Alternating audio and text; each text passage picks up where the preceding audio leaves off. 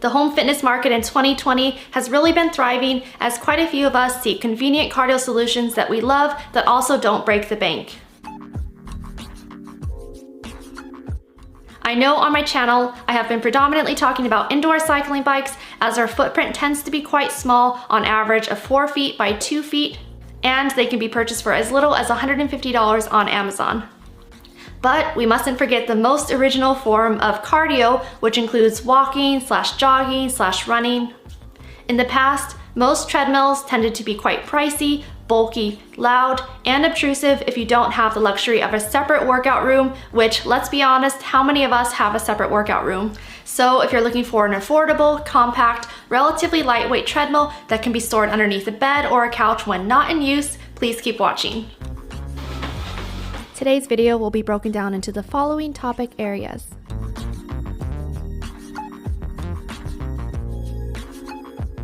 This treadmill originally retails on Amazon for $359, but there is a $60 off coupon code, bringing the total to $299.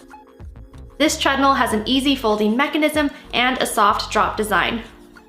When folded, its dimensions are 55.2 inches by 27.8 inches by 5.1 inches in height.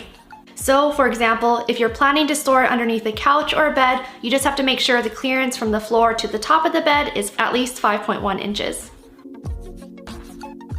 This treadmill weighs 75 pounds.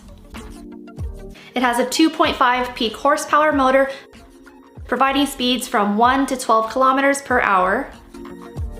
It also supports weight up to 260 pounds.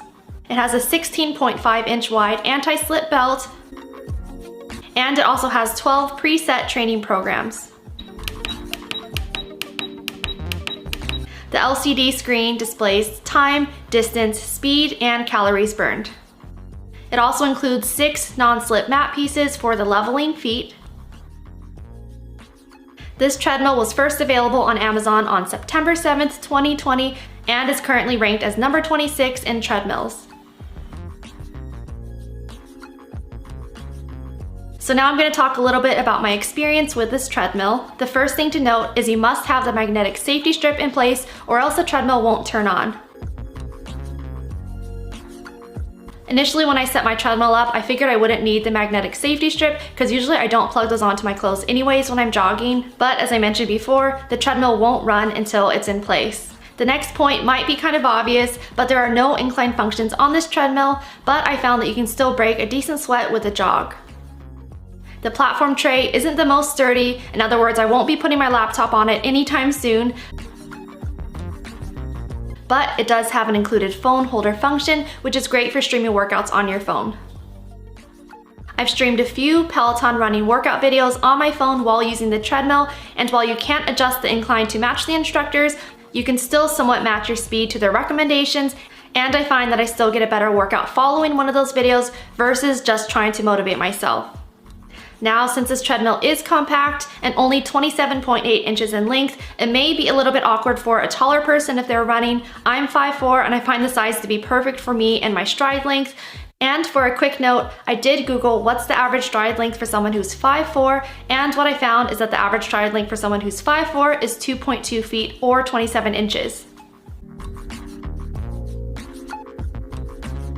So I just finished my first workout using this treadmill. It arrived in the mail yesterday and we set it up, and I wanted to test it out today. This is my first time testing it out. I did a quick 20-minute workout and did a total of 2 miles. I just used the Peloton app on my phone. This class I took was with Andy Spear, and I just set my phone right here on this little ledge. At first I was a bit skeptical on how it would hold up when running on it, and luckily it was fine. Of course it doesn't have any sort of incline, but it's fine if you want just like a flat, easy road. And one thing I like is that the Peloton app also syncs to my Apple Watch, so it is able to track those workouts and those runs on it.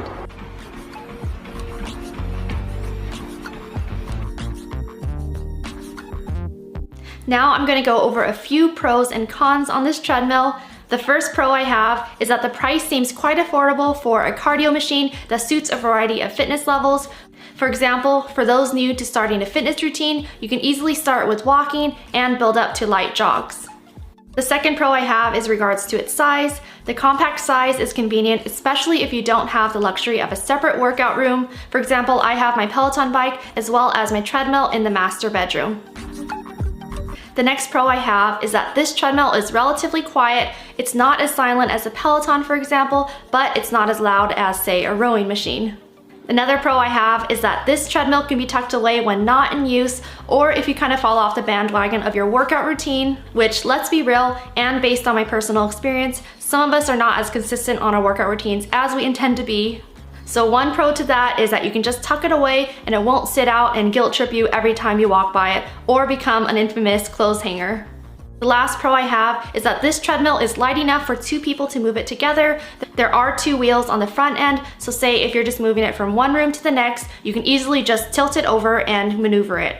Also, since my treadmill is on the 2nd story of my home, it wasn't too much of a hassle to bring it up the stairs with 2 people carrying either end.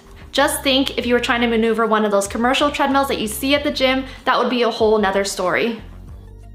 Now I'm gonna go over a few cons for this treadmill. The first con I have is that if this treadmill is going to be part of your daily fitness routine, you may want to invest in something that's a little bit more heavy duty or something that has an incline function. I intend to wait until Peloton releases their new treadmill model with an estimated release date sometime in 2021.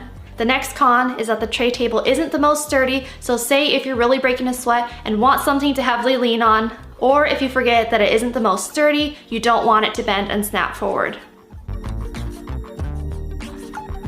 And the last con I have is that the safety strap feels quite flimsy, but it does do the job. And as I mentioned before, the magnetic strip does need to be matched onto the treadmill in order for it to turn on.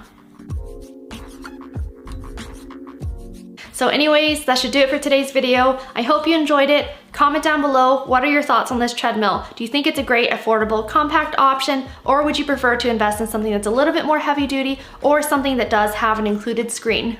Also, for those Peloton customers, would you consider investing in the Peloton Tread, or would you choose a different brand?